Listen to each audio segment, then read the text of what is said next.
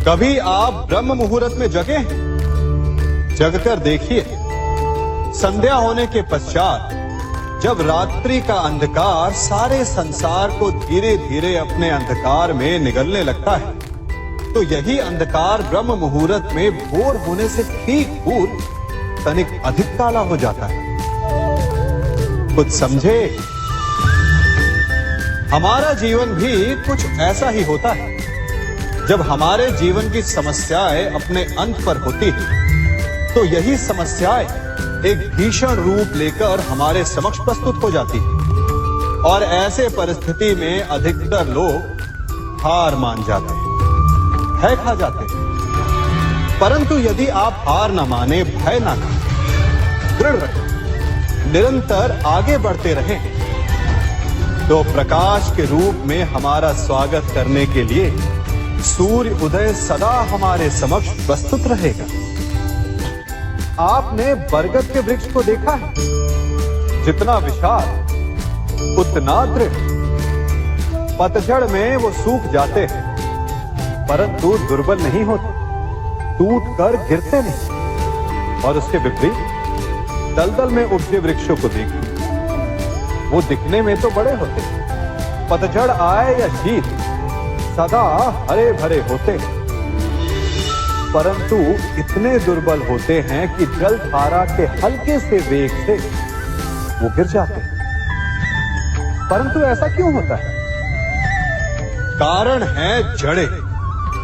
जिसकी जड़ें दृढ़ भूमि में है, वो हर चक्रवात, हर ऋतुओं को सह लेता है। और जिसकी जड़ें दलदल में है, वो स्वयं की जड़ों को दुर्बल बना लेता है। कुछ ऐसा ही मनुष्य भी होता है, जो अधर्म, कुकर्म और असत्य की धरा पर उपजा है। वो समय की एक मार भी नहीं सह पाता। और जो मनुष्य सत्य, धर्म की धरा पर उपजा है, वो हर समस्या से अविचलित हो जाता है।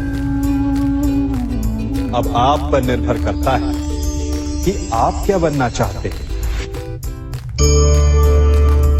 हमारे जीवन में मित्र और शत्रु बड़ा महत्व रखते हैं। यदि गंभीरता से सोचा जाए तो ऐसा कोई क्षण नहीं जब हम अपने मित्रों के बारे में ना सोचते हो या फिर अपने शत्रुओं के बारे में।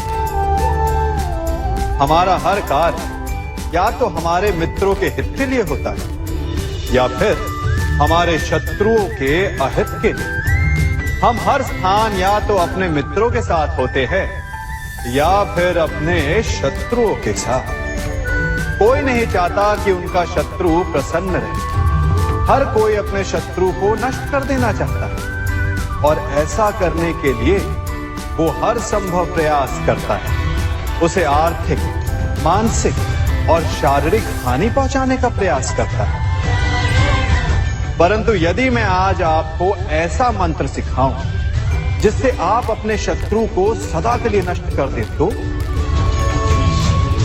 और वो मंत्र है मित्र बनाना। अपने सभी शत्रुओं को अपना मित्र बना लीजिए और आपके सारे शत्रु स्वतः ही समाप्त हो जाएंगे। मैं क्या कर रहा हूं? मैं दिए प्रज्वलित कर रहा हूं ताकि अंधकार को मिटा सकूं। अब आप कहेंगे कि इसमें कौन सी बड़ी बात है ना? परंतु इसमें महत्वपूर्ण बात समझने के लिए यह है कि मैं क्या नहीं कर रहा हूं, और मैं अंधकार नहीं कर रहा हूं। क्योंकि अंधकार को मिटाने के लिए प्रकाश का अस्त्र तो उठाना ही पड़ता है। बुराई को बुराई से नहीं, अच्छाई से जीता जाता है। अन्याय को अन्याय से नहीं, न्याय से लड़ा जाता है। क्रोध को क्रोध से नहीं, क्षमा का साथ लेना होता है। ठीक उसी प्रकार एक लोहा लोहे को काटता है, परंतु एक ठंडा लोहा ही गर्म लोहे को काट सकता है। इसलिए यदि आपको अपने जीवन में विजयी होना है, तो अपने शस्त्रों को, अपने अस्त्रों को सोच समझ कर उठाइए, क्योंकि एक अनुचित सोच परिणाम पर भारी प्रभाव डाल सकती है। आप सब सोच रहे होंगे कि ये क्या मैं करने लगा। मैं इस पौधे को जड़ से उखाड़ रहा हूं। आश्चर्य हो रहा है ना कि एक पौधे को उखाड़ना या काटना ना केवल एक अपराध है अपितु पाप भी है। तो फिर मुझे ऐसा करने की क्या आवश्यकता पड़ गई? क्योंकि कई बार विनाश ही सृजन तक पहुंचाता है। यदि नया भवन बनाना हो तो पुराने भवन को गिराना पड़ता है। व्यवस्था को परिवर्तित करने के लिए क्रांति लानी पड़ती है। और उसी प्रकार यदि किसी वृक्ष या किसी पौधे की जड़ों में घुन लग जाए या उसका मूल सड़ जाए तो उसे जड़ से उखाड़ देना ही श्रेयस्कर होता है, ताकि उस स्थल पर नए पौधे उपज सके। युद्ध करना पर्याय नहीं, परंतु कभी कभी शांति के लिए युद्ध करना आवश्यक हो जाता है। संसार में सबसे श्रेष्ठ क्या है? फूल या कांटे, प्रेम या घृणा, संपन्नता या दरिद्रता, मित्र या शत्रु? बताइए। अब आप भी कहेंगे कि भला ये कोई पूछने की बात हुई? अवश्य, फूल, प्रेम, संपन्नता और मित्र ही श्रेष्ठ है। परंतु क्या आपने अपने जीवन में कभी सोचा है कि हर एक भाव, हर एक वस्तु, हर एक घटना का एक गुण धर्म होता है? त्वचा पर जलन करने वाले फूलों से अधिक श्रेष्ठ वो कांटे हैं जिनसे आप अपने घर की बाढ़ बनाते हैं ताकि वन्य पशु आपके भीतर ना आ सके। वो प्रेम श्रेष्ठ नहीं जो आपको अंधा, लोभी, पक्षपाती बनाता। वो घृणा श्रेष्ठ है जो आपको नया मार्ग दिखाता। वो संपन्नता श्रेष्ठ नहीं जो आपको कृपण बनाता, मतदान बनाता। वो दरिद्रता श्रेष्ठ है जो आपको जीवन में परिश्रम करने की शिक्षा दे। कुविचार देने वाले, बुरा मार्ग दिखाने वाले मित्रों से अधिक श्रेष्ठ वो शत्रु होते हैं जो हमें जीवन का लक्ष्य देते। इसलिए अपने जीवन में हर वस्तु, हर भाव, हर घटना के गुण धर्म को पहचानिए और उसके पश्चात अपना चयन कीजिए। स्वर्ण, हम सभी को अपने जीवन में स्वर्ण से कभी ना कभी कुछ ना कुछ थोड़ा या अधिक मोह होता ही है ना? परंतु क्या आपने कभी सोचा कि स्वर्ण को प्राप्त कैसे किया जाता है?